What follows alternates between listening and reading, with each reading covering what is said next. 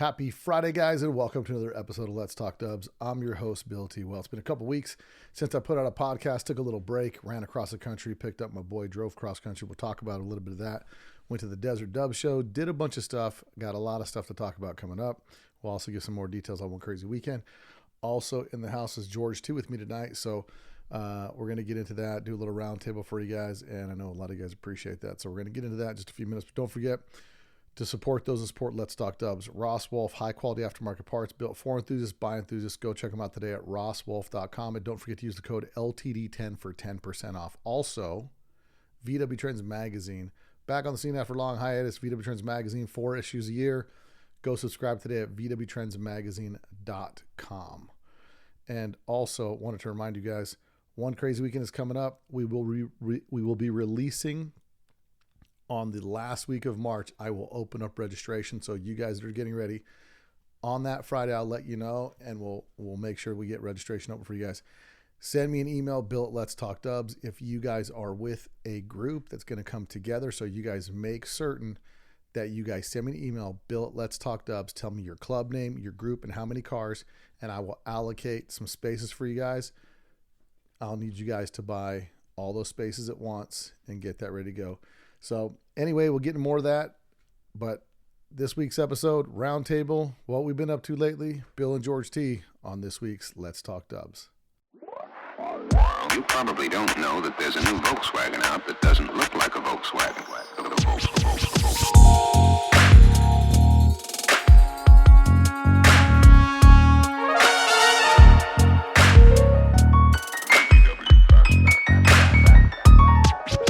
It's got everything that people who like the bug like.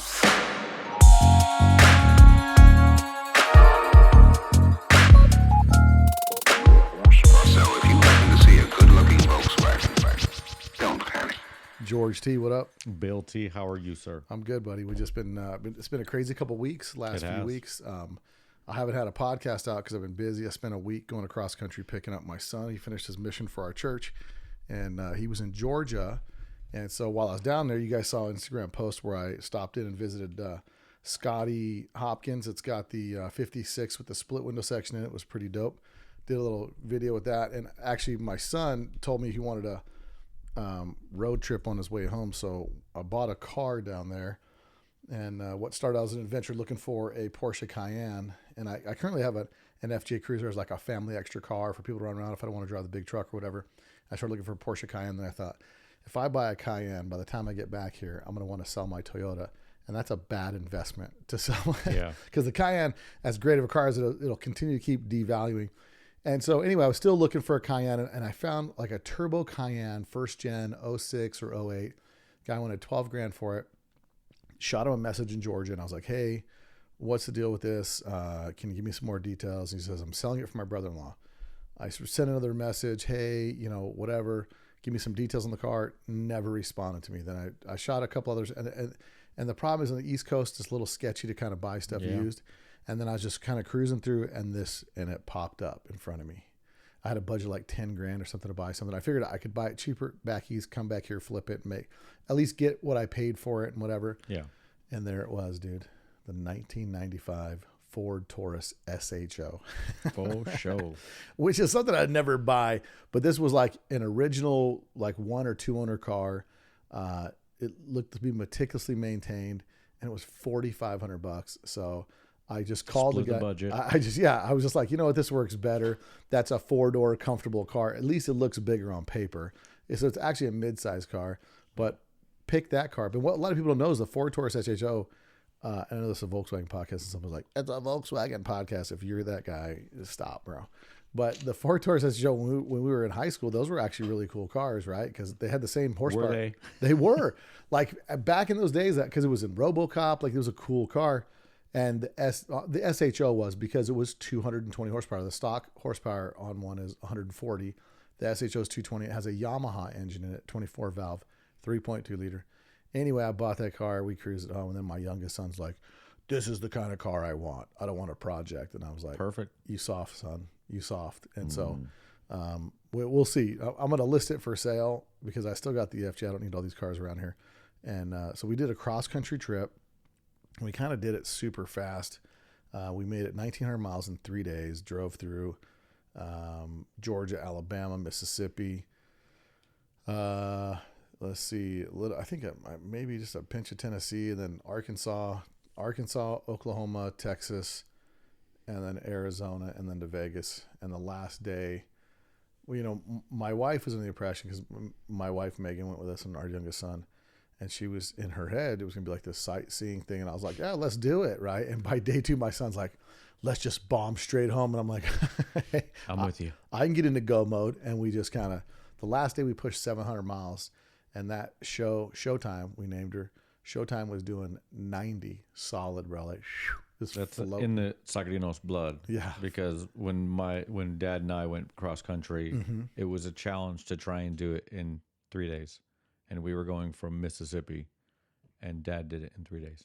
Yeah, interestingly enough, one of the things, it might have been 2 days. It's probably 2 days, because Dad, we didn't get a hotel. Insane. Like we drove. No, bro, we had a hotel. We drove. We had a hotel, continental when breakfast. He needed to sleep, I drove. Bro, we stayed in one place in the night we left. We stayed in Rome, Georgia, at a Quality Inn, and it was a no Quality Inn, bro. It was so bad. The room my boys were staying in was like mid remodel, dude. I'm not even kidding. Our room was like newish kind of furniture. It was like, looked like a little bit of Temu, everything going on in there. And I'm just, there was like the door was freshly painted, but there was fresh handprints from other colored paint and stuff. So it was a little sketch, right? I go to my boys' room in the morning, and I'm like, holy cow, bro.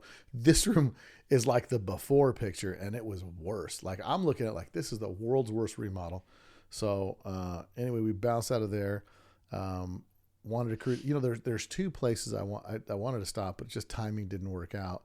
We did get to hit a Buc-ee's, and I was sadly disappointed with my son had talked me into like the barbecue sandwich, and it was all right. I mean, it wasn't fantastic, but it's Jesse Ray's, so. But doing that trip that quick, it started making me think of the trip that we keep talking about, trying to do cross country to Florida. And if you break that trip up into 4 days in Volkswagens, it's completely doable. Totally is. Pretty much it's not a pedal to the metal. At 75 miles an hour, that's a very doable trip. It's a relaxing trip. You were doing 90 though. Think about that. No, we were cooking biscuits, bro. We were trying to get gone. And so, that was a good time. Good to have my boy back home. And we also, a couple weeks before, speaking of road tripping, the first week, one of us road tripped their VW out there. Yeah, no, I don't need street cred. I'm good. It ain't street cred. It's the desire to drive, baby. It's not the desire. You know what I don't want to do? I don't want to hate Zorba after driving 8 hours round trip in it, and then be like, yeah, these seats aren't the best. When I got options, bro. I got options. It's the complete opposite for me. I fall more in love with my car the more I drive I was by myself, and I was on a time crunch, so that's not fun to me to do. Like, if I was just cruising, I wanted to drive Zorba there, but it was just like, some rough roads. Yeah, not to mention like what? Rock chipping. Arizona, fix your freaking freeways, roads, bro. It's hot garbage, dude. Today, I went to Prescott, Arizona, or as they say in Prescott, they say Prescott. I went to Prescott, Arizona. I picked up that Sport Beetle, and I'm gonna tell you right now, dude, those freeways, they're hot trash, dude. They really are. Because you have all the semi trucks. It's a danger. It's literally a danger to drive on them. Bro, it's bad. When they put warning signs up saying how bad the roads are, it's bad. The road's all blown out just from all the semis. Yeah, all the semi trucks and all that stuff. And then you get those 2 lanes where it's direct head on traffic. I can't stand that. Yeah. I didn't get much of that because I was on the 40 to the 89, and I popped in. I didn't even go to Prescott. I went to Prescott Valley and picked up the Sport Beetle. And so what was interesting is, we had the conversation about the Sport Beetle a couple weeks ago, where I went and looked at one here, and I'm like the guy that's looking to date any girl that won't turn any girl away when it comes to cars, right? Like I'll take it any kind of car, because to me I just get caught up in like oh yeah, I need it. And I went and saw this one here in town, and it had been on, I talked about it before, it was on OfferUp for like 2 years. I kept messaging the guy, and the guy just never responded. And then I went and he finally posted on Facebook. And so I was like, hey, dude, the car's up. So I hit the guy up. Hey, what's going on with this? Like to check it out. Let me come talk to you. And he's like, yeah, come check it out. And I went and looked at it, and this car was so rusted. I mean, I've never seen rust. Of course, we're from here, right, in the West Coast, but I've never seen rust where like the entire lip where the fender mounts up is just completely trashed. Like the whole thing is just falling apart. And so I was just kind of like, yeah, bro, this thing is terrible. And then somebody else was like, dang, bro, Sport Beetle, they rolled up. And I'm like, yeah, you guys can have this car, dude. Because, like, I didn't even want to offer anything on it, you know. So it's just too big of a project. Dude, so bad. I mean, and for me to be able to, like, push away from it, it has to be real bad. And it was awful. So I kind of been, you know, I got kind of that thing in my head, like, oh, it'd be cool to get a Sport Beetle. And then I just happened to be cruising. I increased my diameter on Marketplace, which I shouldn't do. And there it was. It was a 73 Beetle, and it was for sale, and it was that Saturn Yellow. Bumpers were black, and then it didn't have the rally stripe goes around the back of it. And I looked at it, and I thought, oh, man, it looks like a Sport Beetle. So I go check it out, and then they have a picture of the interior, and I see the seats, the bolstered seats, and then I see the thick Sport Bug steering wheel. It came with the Sport Bug and the Baja. And I saw that, and then I was like, I'm in. So I called the guy, negotiated with him a little bit. I think he was asking $2,500, and I was like, well, I got to drive there to get it, whatever. I said, hey, you take $2,000? He's like, yeah, I'll take $2,000. So I said, all right, let me send you a deposit, because I was like, look, it's got the seats, it's got that. And I said, how's it fixed for us? And he says it's from here, and apparently it's originally a Prescott car, is what the guy said. So I shot down there today with the wife, picked it up, also picked up a Type 4 from Johnny, a 2660 Type 4. And so now and I just got the Sport Beetle to, like, maybe possibly one day do a future project, then I started thinking, like, make a cool giveaway car or all kind of stuff. But anyway, I just had to secure it because it was a good buy. And today I went down there and back, made about an 9-hour round trip. But the car is super, super solid. Pretty much desert condition, right? The dash has got cracks and stuff in it. It's an original, well, I don't want to say an original AC car because they were all dealer added air conditioning. None of them are original. But they're all added at the dealer, but because I have in this book right here, I've got a dealer air conditioning manual. And I picked it up, checked it out, got it from the guy. He was pretty cool. Picked the thing up. Noah, shout out to Noah, but I don't think Noah knows what's up. I don't think he's into VWs. But I got that thing, brought it home. It's looking good. And I mean, so if I were to build that, like, my dream thing would be big Type 4, widened rear fenders, so I could put just big giant meats in the back, lower the front down, and then I'd like to leave the seats in it, but I'd almost like to lighten it up like a Cafer Cup car. And just because it's a Sport Beetle, and probably put that black stripe back on it too. Because what was weird is I looked by the rear vents, and it almost looked like it was that Marathon blue underneath. And then I really started looking at the car. I don't see any other stuff that's not. What makes it a sport? So I'm glad you asked. Simple list. What makes it a sport? The Sport Beetle is 4 or 5 things. So it has the 914 wheels. So there's 4 lug wheels that have like the cross star and the standard 914 wheels. So they're like 5.5-inch wheels. Mm-hmm. And then it's got the seat bolsters, the special seats, special upholstery on the seats. They're there. And it's got the steering wheels there. So, and then it has a black stripe. And according to the handbook, and you guys can check some of this stuff out if you guys are interested. There's a website called sebeetles.com. And SE Beetles is about special edition Beetles. Most of the ones through the 70s. I mean, it's got a bunch of different years, but and it also says in the sales literature, it says that the transaxle is geared a little bit different. So, you know, I don't know how much that is accurate, but that's what it says. And so, I'm pretty much think it's a Sport Beetle. I'm gonna go ahead and send the VIN number to Volkswagen, just to see if I can get confirmation on that. But I'm pretty certain it's it. Also, Sport Beetles were 1973, and it's called the Sport Bug. But they made so many special edition Beetles. There was like the Fun Bug, the Good Life Custom Beetle, the Big Beetle, the City Beetle, the Jeans Beetle, like so many different types. In 72, there was like a special 20 million anniversary, the anniversary Beetle, the My Beetle, the Ottinger convertible. I mean, they have so many different special edition models that it's actually super cool, you know. So if you want to check out some of the details on the special edition, you go to sebeetles.com. And I'm just trying to look at the Sport Bug. Where is it here? And I think again it says in the paperwork that there was a I'm just looking for the Sport Bug thing, but it says that there's different gears in the transaxle too, is what it says. So well, you can't tell that from the exterior. But as far as the bolstered seats and the steering wheel being there and the bumpers being black, and it has the right wheels on it too? No, it doesn't have the right wheels, which are just, I mean, the wheels, when you look at them, they're just like 914 wheels, like the 914. Who would swap seats in a Super Beetle though? You know? Maybe somebody that knew what it was, but it said... I mean, it's not like there's a huge following for them, and it's not like people are going, foaming at the mouth. I got to have it. It has these things in it, right? So the U.S. equipment, it's a heated rear window, Recaro sourced sport seats, 5.5 by 15 ET26. You got a rear defogger in it? Lemurs. And that one out there? I mean, I haven't paid any attention to that. So it's got the wider tires, right? The Continental 175/70 HR15s. Yeah, but they wouldn't be on it. They wouldn't be on it anymore. Well, but I'm saying when you're asking for the specific stuff that it had, right? And so... I'm looking for the other stuff, and it said backup light and the brake indicator, vented front apron, and then sales literature. There is a...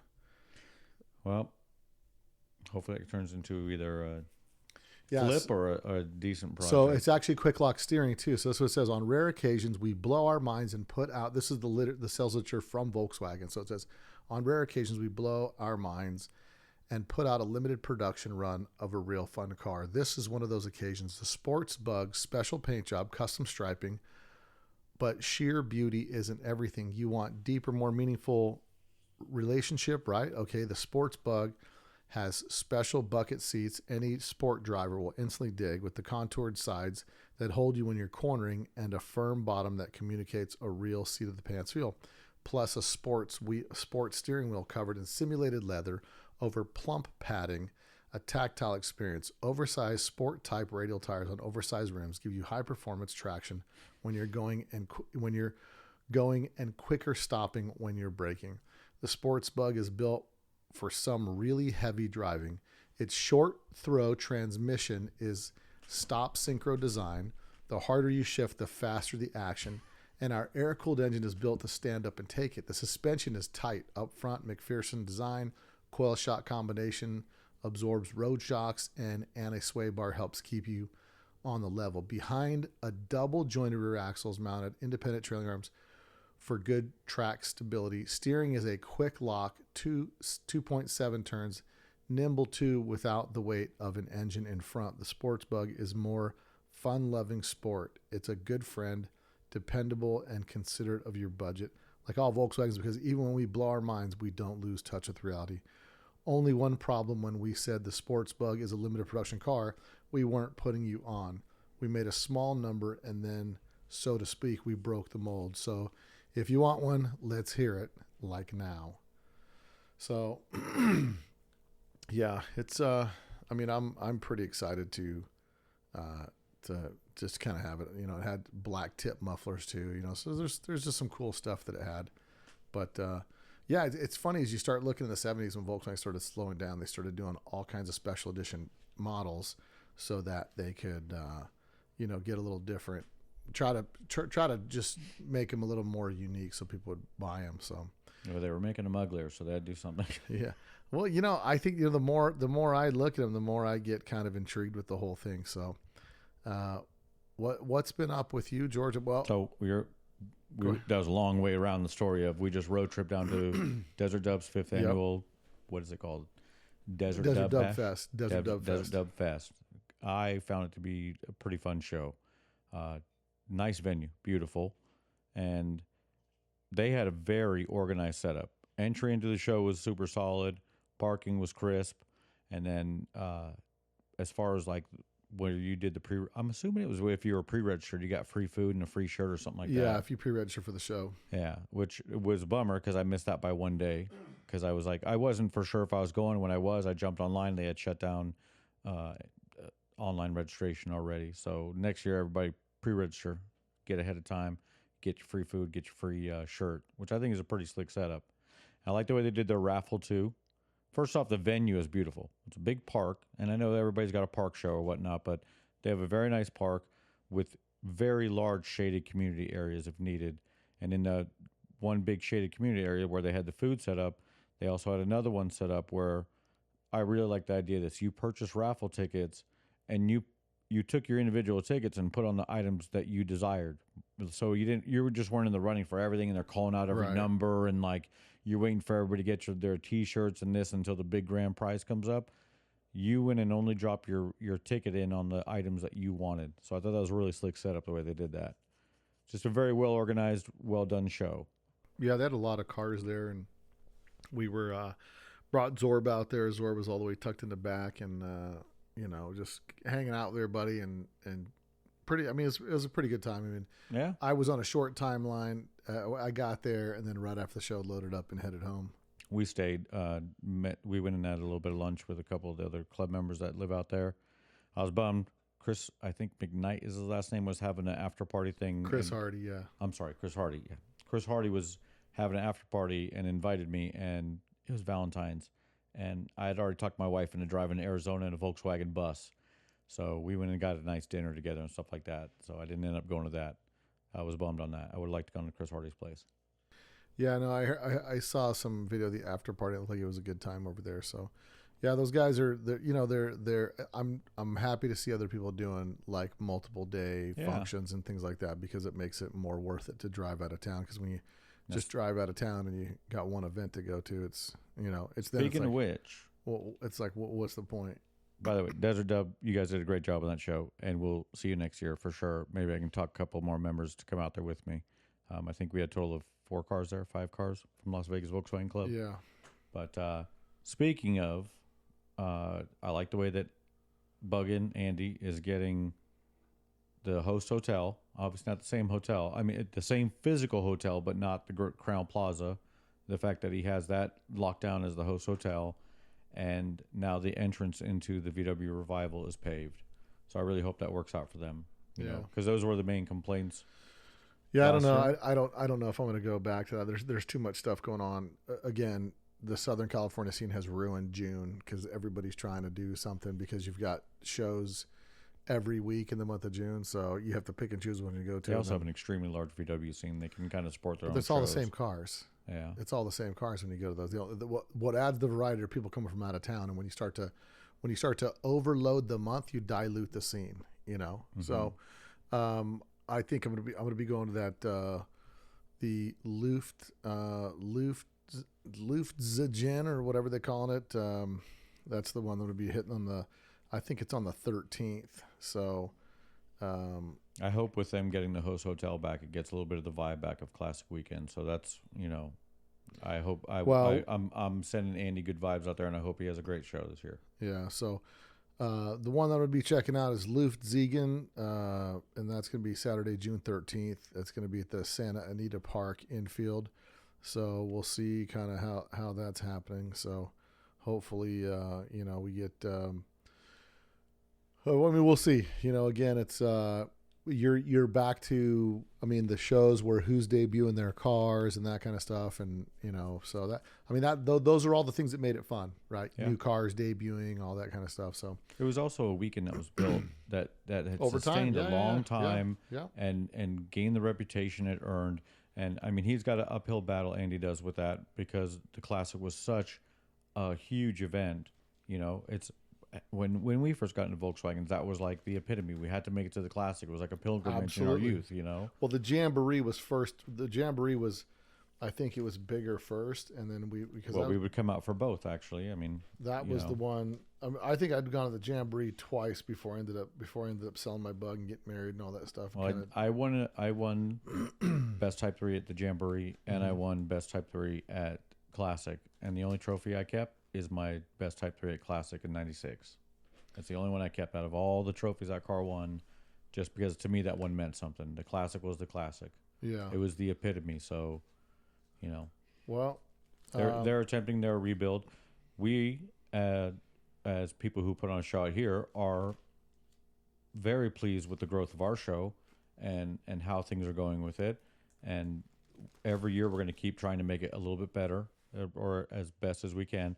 But if anything, just to give the people out there a good quality VW show that really shows the sense of VW community and the camaraderie amongst us. And we're going to have that bowling tournament, and you guys need to bring your A game because I won it last year, and I plan on winning again this year. And now I'm bowling on a regular, steady schedule. So get your balls and your bags, boys, out there, and come meet me on them lanes. One crazy weekend, October 1st through the 4th, the Orleans Hotel and Casino. Yeah, it's gonna be a good time for sure, and we've got a lot of good stuff planned for you guys. I'm working on a couple extra special things during the weekend to see if we can't make it a little more fun. Don't forget, there's gonna be the Sunday pool party, the cool down at the pool down. That's gonna be by Spikes Image Restoration and Workstat Restoration. They're gonna be doing that for all you out of towners that stay a little bit longer. They last year, all the people that were from Europe, they all hung out at the pool on that Sunday until they shut down the pool area. So they're just kind of kicking it all day long. But what other events are coming up? Any events that are coming up that you're going to be hitting here soon? Here locally, we have VW's Invade the Dam, which will be happening the first weekend of April. Yeah. Or second weekend of it. First or second. I'm not sure the date of it. But that's a local show happening here. The Silverado Campout happens in March. I was hoping to do that one, but just with the time schedule I have now and the workload in front of me, I can't make that one. And I've also lost my helper recently, so I'm flying solo down at the wagon. And I know that Kelly Park is going to be happening. Let's see. I know for myself, I'm going to be heading to... I still have yet to see that show. Which one? Kelly Park? Wow. Someone's busy hitting awnings with trailers and... Wow, what can you do? Turns a little sour apple the next day. I'm by myself, bro. What can you do? I'm just by myself navigating that big thing around. So there is a meet in the middle in Solvang March 28th, which definitely and Solvang's a super cool What's show. Meet in the middle? What's that? That's like north and south. Meeting in the middle. It's like a big vintage event. So the Vintage Volkswagen Club of America Central Coast chapter has that. That's going to be happening March 28th. That's the same day as the Las Vegas Auto Swap Meet, so I won't be there because I'll be at the Las Vegas Auto Swap Meet. As will I. And there's the... What else we got? There's the No Dough VW weekend happening in Port Orange, Florida. That's happening April 10th. And then, let's see. I'm looking for any of the other ones that kind of peak in interest for me. The Red Barn VW Swap Meet, April 17th. I'm trying to think of what was happening in April this year. April 17th, Red Barn Swap Meet's the day before Kelly Park. We went up north. And then Kelly Park is happening on the 19th. And I have been to Kelly Park in a couple of years. A lot of the guys that I was kicking. No trailer. A lot of the guys. No trailer. No, I'm not. I wouldn't drive. Why would I drive Zorba 800 miles to get the front nose chipped out? No trailer. No fifth wheel. Yeah, that's the whole reason I didn't see it. We did Red Barn. We did all this NorCal stuff. The next morning was going to be that. And yeah, that was a bad situation. That was a $20,000 ordeal. Dude. Yeah. But yeah, there's that, and then the 26th in Wichita, Kansas, the All German Spring Fling. I think I wonder if that's the one. They have one in like a German town somewhere. I'm not sure if that's the one or not. But and then Madera Spring Fling is April 24th. So if I don't hit Kelly Park, I'd like to hit the Madera Spring Fling. I don't think I've got anything. Madera's else. like Central Cal, right? Yeah. Well, yeah, ish. Played a show back there in my youth. Yeah. Oh, back when you rocking some churches. Back when you were in a band. Rocking some meth recovery churches. Nice. Yeah. When I drove through Chino Valley today, they had a place called Chino Valley coming out of Prescott Valley, and there was a weed place right next door to some kind of church. So it was the weed central place and the church in the same strip mall. Keeping it tight. Keeping it tight, bro. So you can go blow clouds and then get on a cloud next door. So, but it looks like Rare Vintage Air is going to be June 6th. So that's going to be the same weekend, and the Revival is the 7th. And then, then the 13th is going to be the other one, the Luft Ziegen show. So I'll be at that one.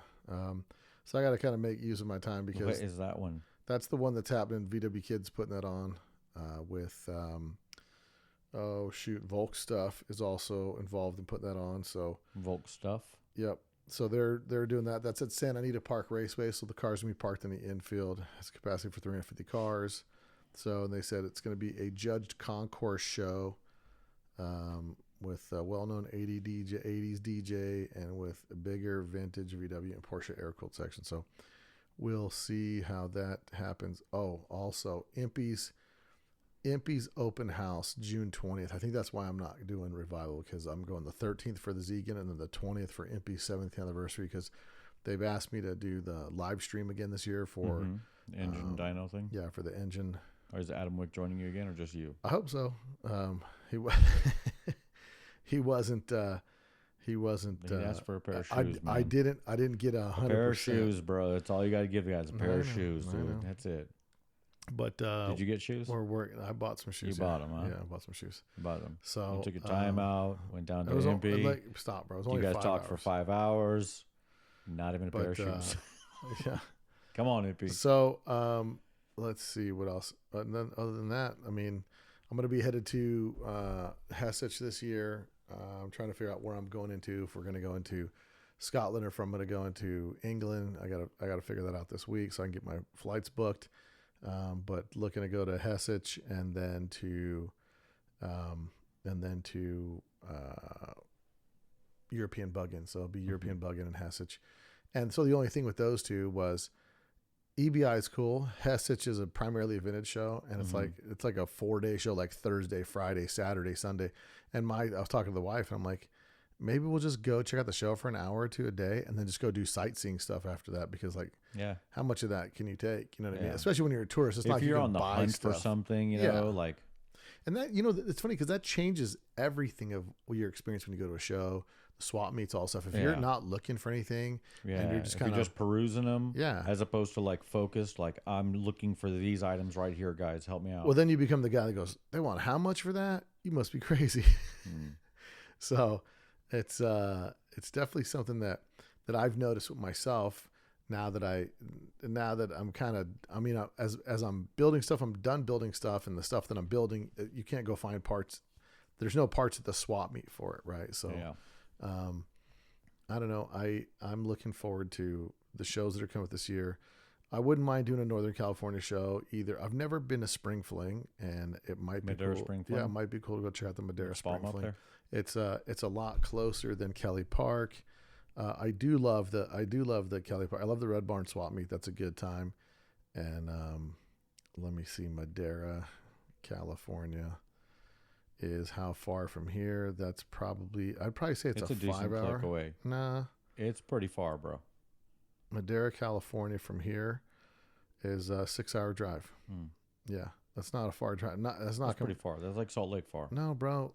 The other show, the other show that is happening is Kelly Park. Yeah, that's further.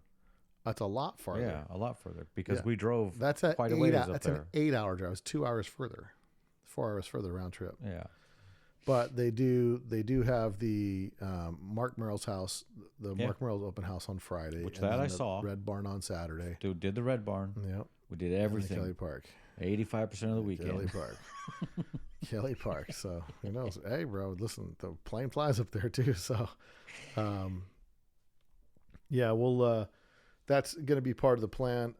Interesting thing that's happened. So I haven't put out a podcast in a couple of weeks, and I happened to talk to Dean Kirsten last week, and I've been so Lyle Cherry, drag racer from Texas. He was really popular throughout the late 60s, 70s, and 80s. He was drag racing quite a bit. He had a VW repair shop and all that stuff. And he was kind of a guy who set a lot of records. And so I wanted to give some of the younger kids and some people listen to the podcast kind of some info on Lyle Cherry. And I just kind of said, hey, Dean, would you do me a favor? Could we maybe do like a 10, 15-minute intro about Lyle Cherry and some of his this, and this? He goes, well, I'll do better than that, Billy. He says, I have the interview I did for him for Hot VWs back in 2011. He says, I have it recorded. He says, I mean, the audio quality is not great, but I've got the interview recorded and I can send it to you and you can check it out. I said, well, please send it to me. So he sent me the it's about a 2-hour interview. Mm-hmm. A digital file or a physical file? It was a digital file, and it was in like on a tabletop recorder where they're just kind of talking back and forth. Then Dean would go back and listen to it and kind of make bullet points and notes and things like that. But the audio was like it was at a restaurant and everything was in the background. Well, with modern technology, there's AI software that you can use that goes through and automatically kind of goes through and edits it. And I went through and did the first hour and a half recording like that. And the first one's listenable because I'm hungry for the information, so I'm willing to sit and listen to it. But after I ran it through the processing software, it's incredible. I let Dean hear it, and Dean was just blown away at how good the quality is. So as a bonus for you guys that listen to Let's Talk Dubs, we're going to be putting those out. I want to put those out in some small clips. Like we'll do a podcast, talk about some stuff, and then I'll put some of the interview out there. Like rear bumpers to it or something? What's that? Like maybe edition? like a 15-minute section of the interview, because it's a bunch of different stuff they talk about. So I'll break it down to like drag racing stuff, technology stuff they're working on, cylinder heads, engine building, stuff like that. Because they talk for 15, 20 minutes about this or that, or and there's one section where they talk about their drag racing history. So it's really interesting, and to get it in some small bites. And so what I may do is put one out. I would love to be able to put them out and then add pictures to them and make like an actual video type thing. But it would require some pictures, but I may be able to find. What I'll have to do is take notes of the whole thing of what I could use an image of. And then I'll reach out to Dino and see if he's got any images of that kind of stuff, because that stuff is just, it's super cool to hear it. Because, here's a guy that was in Texas. The guy grew up in Southern California. He moved to Texas when he got a little bit older, like maybe 19 or 20 years old, moved to Texas. And then just started living in Texas, but was still a VW guy, still doing all the VW stuff, all the drag racing, all that kind of stuff. And then every year they'd go out to Southern California and they'd battle the Bergs and all that kind of stuff. And so there's a lot of really interesting stories from that time. And unfortunately, Lyle passed away, from my understanding, in 2012.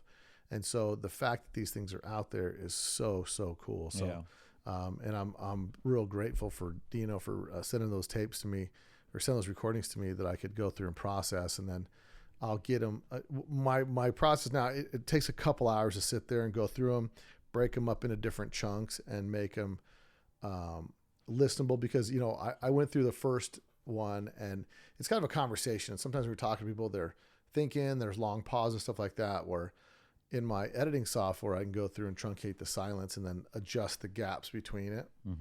In the past, I would go through like the one I did with Creighton Mueller, probably spent 3 hours editing that podcast, just cleaning up the audio, looking at all the gaps, clipping the gaps out, having everything just kind of thread together. I do my videos. So now with the audio software I have, I can clean that up instantly. And it's like I took the original interview that was an hour, 35 minutes, and just truncating the silence. In other words, getting rid of all the gaps.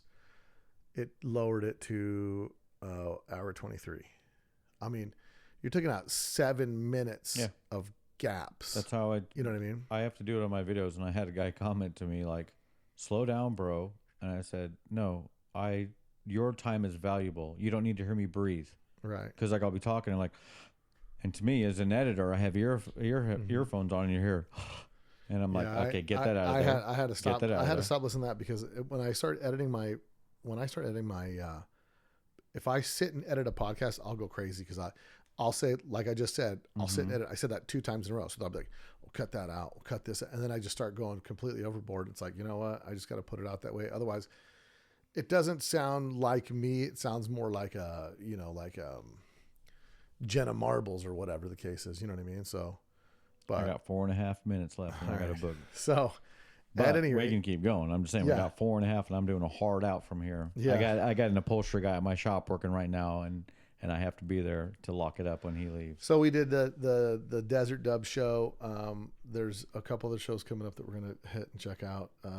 I went down to the Doug Berg Memorial, checked that out, and got chatting with and I need to get him on the podcast. I was chatting with Joe Moore down there, and he's been doing some drag racing, and so we had a really great conversation. And I just thought to myself, well, we really need to have a conversation about some of the stuff that we were talking about down there, because it's good information that would make racing a little bit more fun for most of these guys that are out there. But as far as me, project updates, I've got my Gia TC in the shop. I just picked up the Squareback, which is the Pookie's 70 Pookie's Dream. I've got that. I got the rag top for it. So that thing is rough. I got to get some stuff. Cleaned up on that. But it'll be a cool kind of door slammer vintage car from back in the magazine back there. Car with some history, right? So And then I just took. Matter of fact, I fired up Rag Chop the other day, just cruised it around.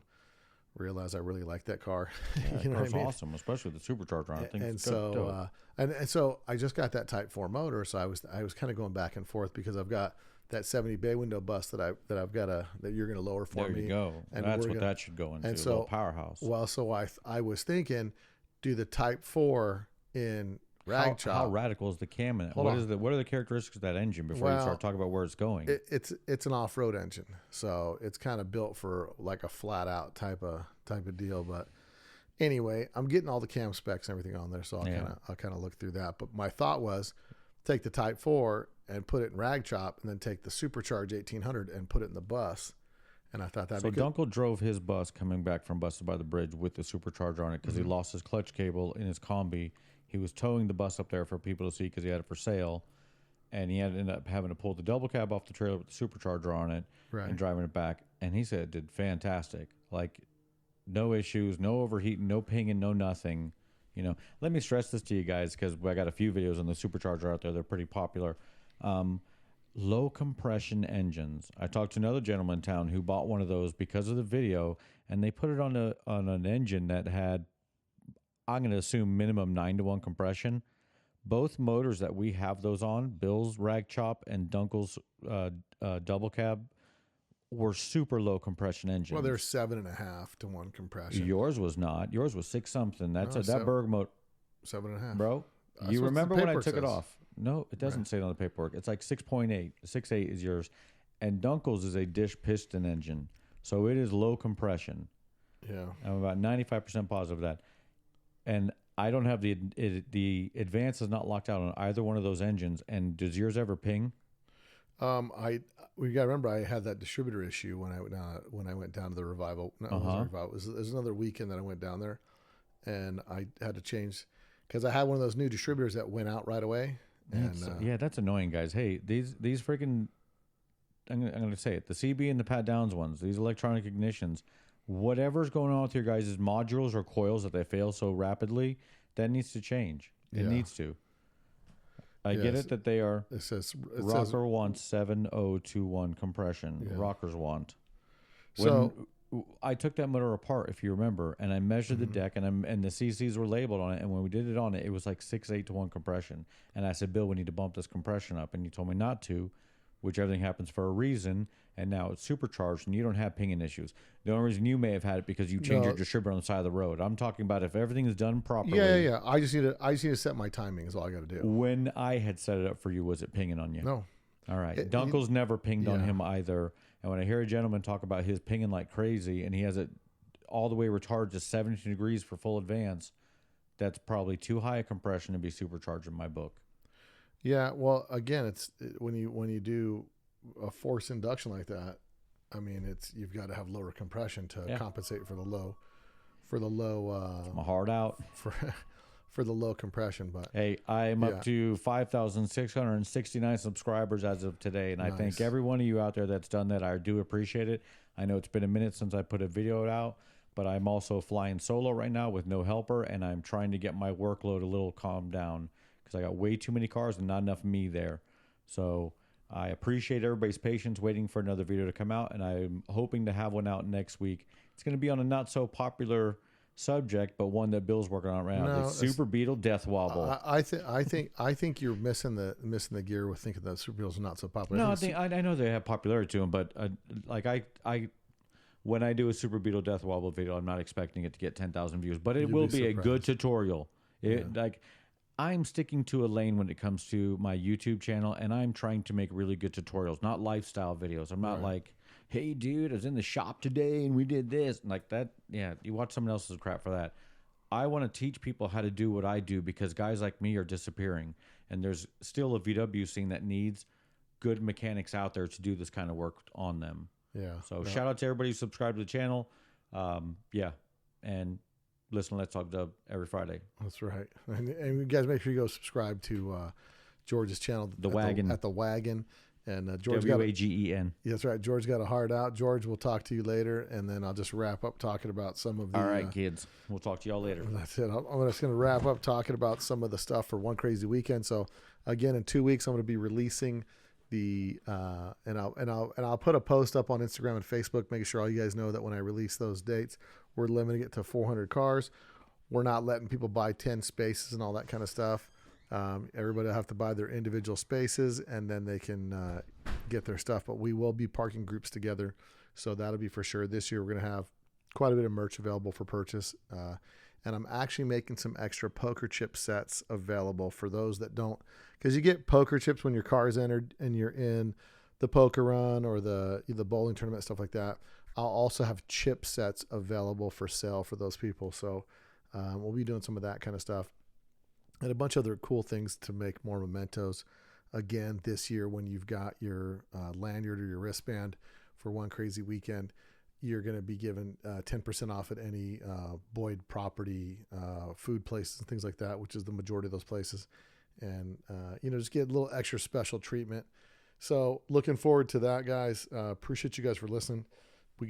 I do have some cool stuff coming up. It's just taking me some time to do some editing and some things like that. So I want to give you guys some good quality stuff out there. I wanted to get a roundtable out here because we haven't talked to George in a minute and had him on the podcast, but you guys make sure you go subscribe to his channel. I'll also be putting a video out probably this weekend with respect to the sport Beetle I picked up. Just kind of cool, and going over a little bit of history of the sport Beetle. So appreciate you guys for listening. Don't forget to subscribe, share the podcast with your friends. And if you want to support the podcast, go to letstalkdubs.com, pick up some merch. And until next week, guys, later. You probably don't know that there's a new Volkswagen out that doesn't look like a Volkswagen.